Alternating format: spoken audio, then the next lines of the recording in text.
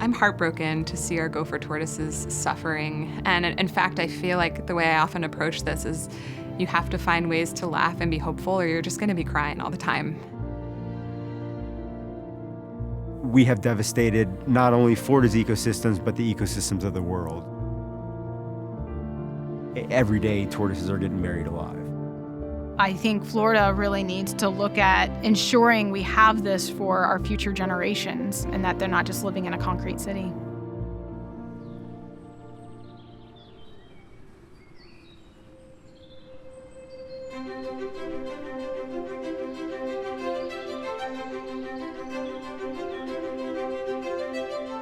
Gopher tortoises, first of all, I think are incredibly charming and really ubiquitous across the landscape, despite the fact that their populations are in decline. They live in upland habitats, which include savannas and forests and even coastal dunes. And they're a really critical part of the ecosystems they live in.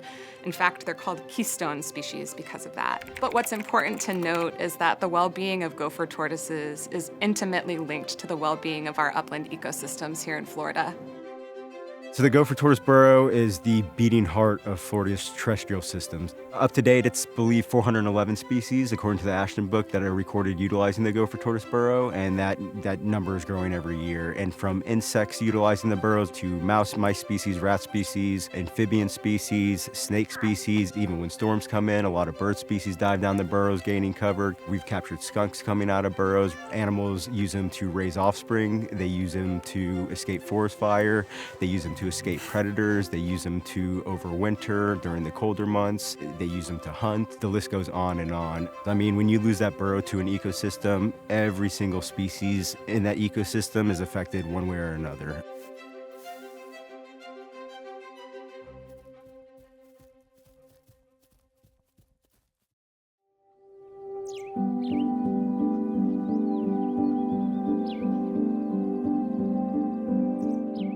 My name is Chase Pirtle, and I manage the Ashton Biological Preserve. I also do land restoration, outreach education with the community. We breed critically endangered species for genetic dispersal. I also train first responders, military, how to work around venomous snakes. I've been a part of the Gopher Tortoise world, which is called Gopher Tortoise Game, for about 10 years now. I've noticed an increase in human population around the preserve. If you add one person up here, it's a pretty significant increase in population, but just not the population, but and here comes more domestic animals, here comes more vehicles on the road, creating more obstacles for the tortoises. So just one person coming to a new environment can add loads of stress to a tortoise. My name is Kim Titterington, and I am a wildlife rehabilitator for Swamp Girl Adventures Reptile Rehab. Basically, we do education for the public, but then on the inside, we do a lot of rehabilitation of reptiles specifically. So that's mostly turtles and tortoises, but we also cover snakes, lizards, frogs, and such too. My name is Elise Bennett, and I am the Florida Director and a Senior Attorney at the Center for Biological Diversity.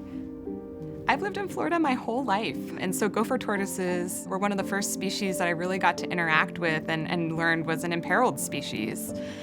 So they're really near and dear to my heart.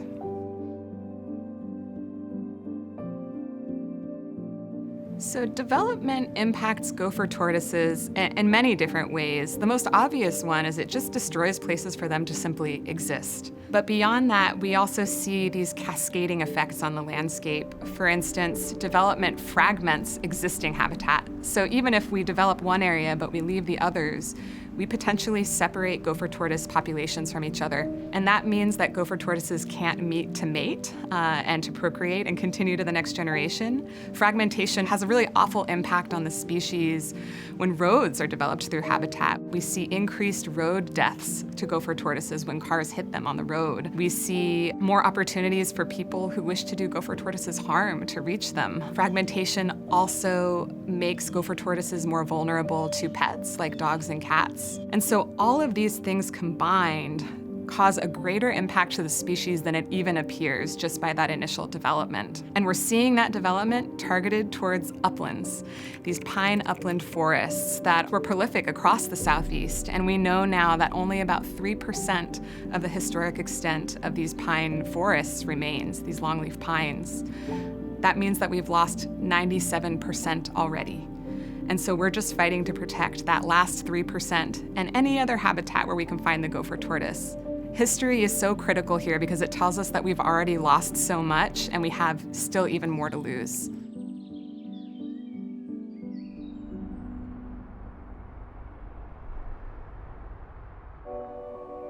For a long time in Florida, when someone was developing a piece of land, they were allowed to just proceed with construction and basically bury gopher tortoises in their burrows, something that we call entombment.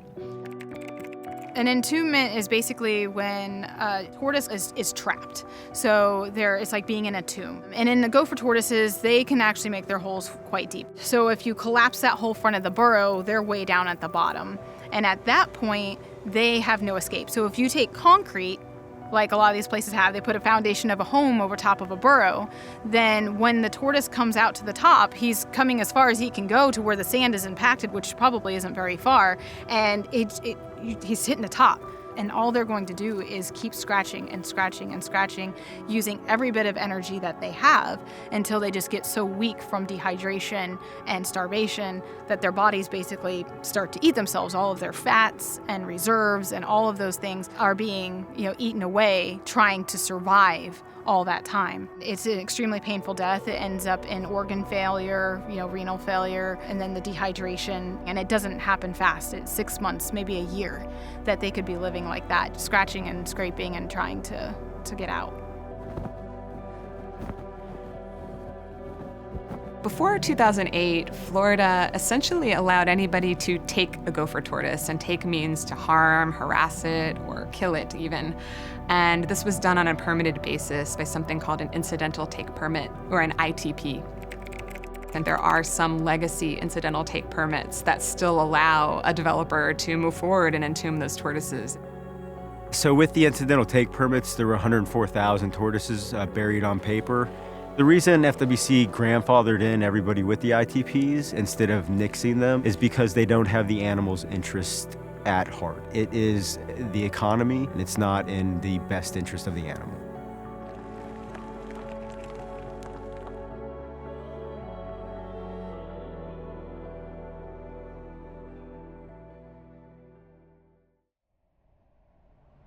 In 2008, the state of Florida decided to set up a program where tortoises would have to be relocated out of the way of development. But one critical issue with this program is that its aim is to have no net loss of gopher tortoises. But there isn't a similar aim to have no net loss of habitat. And so no matter what happens, we're always losing a bit more habitat every time we have development. And that means that we are moving essentially the same number of tortoises into smaller and smaller areas in the state. Recipient sites are only 200 acres, 400 acres, and that's not enough to allow functionality. Because once again, you're talking about an animal that has an incredibly long lifespan, produces a lot of offspring, and 400 acres is not going to sustain a population. Is there disease inhabiting this ecosystem prior to putting the tortoises there? What's the surrounding habitat around the recipient site that the tortoises are going to? A lot has to be brought into play, and a lot is not brought into play with the relocation program. Essentially, this program is like a Band-Aid, or it's something that makes us feel good, but doesn't really address the true threat to the species, which is loss of habitat. The reason I got into conservation was because of an experience that I've heard from many other lifelong Floridians, and it's seeing some of the natural places that I love slowly disappear to strip malls and roads and planned developments. Definitely over the years, areas that you would go and visit and there's gopher tortoises kind of doing their thing out grazing and wildlife. It's like now there's a shopping center or a parking lot. Witnessing and experiencing that loss really drove me to do whatever I could to try to protect these amazing places before they're all gone.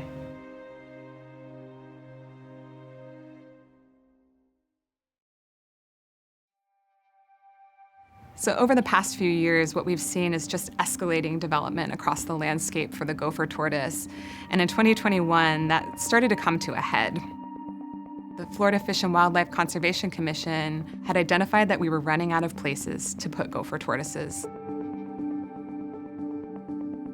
So the FWC issued this emergency executive order.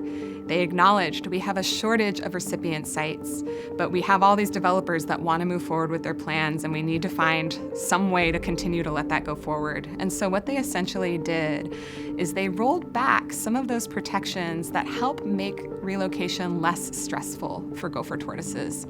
This executive order was extremely concerning because the whole need for it came about because we were seeing development come to a head and become a real, right in front of us, conservation issue for the tortoise. We need to hold tight to our protections. We need to do everything we can to make sure these tortoises have all the protections they need to be supported as they're relocated. But instead, the agency rolled back those protections to allow the continued development that had caused the problem in the first place. And that's when we became incredibly concerned just about the strength of this entire program.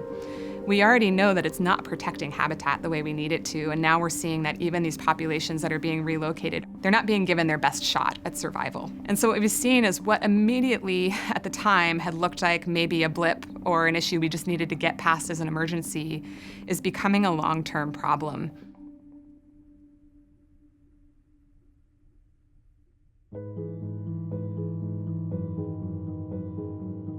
So the Florida Fish and Wildlife Conservation Commissioners are appointed by the governor and then approved by the Senate, and they sit for a term of 5 years each. And then it's up to the commissioners to decide the fate of many conservation issues in the state, including what happens to our gopher tortoises.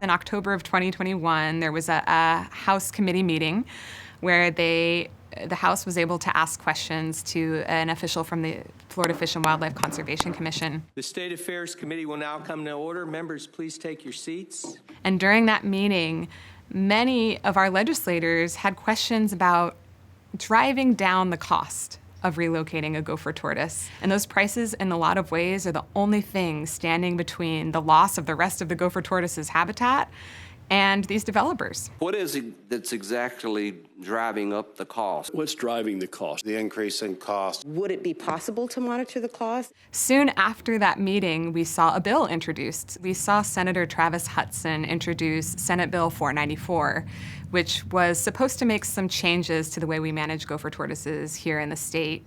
Driving down costs means essentially giving a green light to the very development that's causing the drive towards extinction for this species. This bill was not about protecting gopher tortoises, but it was really a handout to developers. Is there any objection to that motion? Anyone? Anybody want to object to that? Anybody? Okay, no. So show that motion adopted.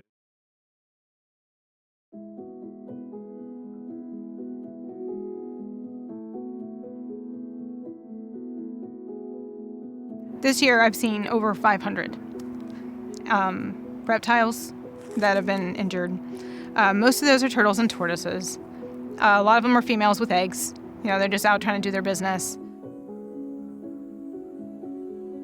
You know, often the thing that really keeps me up at night is worrying that the gopher tortoises are going to reach a point where we can no longer save them, and we won't even know it yet.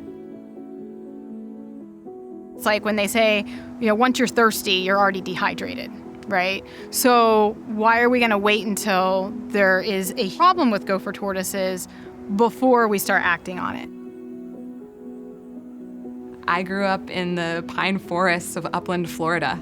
These are the places that I love. And to think that we're replacing that with lifeless concrete, with strip malls that are empty, it's just nonsensical to me, and it really hurts me deeply. And that's kind of what drives me to stay positive and keep working, is that The alternative is just letting it happen. There's great people doing great things out there, but we're in need of reinforcements, we're in need of finances to continue this good work, to make it where we can do this good work of a point of magnitude where it really, really matters. I think what it comes down to is education, a lot more community outreach, getting people empowered to start a club, an awareness group, a tortoise watch group in their neighborhood.